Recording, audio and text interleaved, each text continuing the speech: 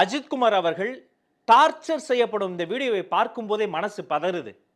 இந்த வீடியோவை பார்த்துட்ட பிறகும் வாயை மூடிக்கிட்டு கள்ள மௌனம் காக்கக்கூடிய நடுநிலையாளர்களை பார்த்து நான் ஒரே ஒரு கேள்வி கேட்கிறேன். உங்க வீட்டு பையனுக்கு இப்படி ஒண்ணு நடந்தா நீங்க பேசுவீங்களா மாட்டீங்களா? நீங்களாம் போலீஸ்னே சொல்லிக்காதீங்க, முதல்ல நீங்க மனுஷங்கனே சொல்லிக்காதீங்க.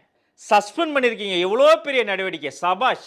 அதுல 5 பேரை மட்டும் கைது பண்ணிருக்கீங்க, ஏன் அந்த 6வது ஆளை கைது பண்ணல?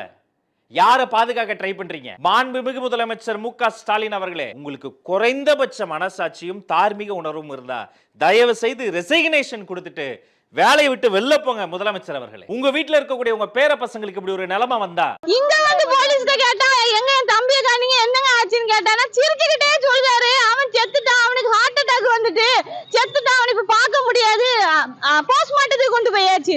யார்கிட்ட கேட்டு சார் என் தம்பி போஸ்ட்மார்ட்டத்துக்கு கொண்டு போனேன், எனக்கு பார்க்கணும் என் தம்பி அப்படின்னு சொல்லி கேட்டா திரும்பி வந்து டாக்டர்கிட்ட போய் பாருங்க, டாக்டர்கிட்ட போய் கேட்டா அங்க போய் போலீஸ்ல போய் கேளுங்க, போய் பாருங்க.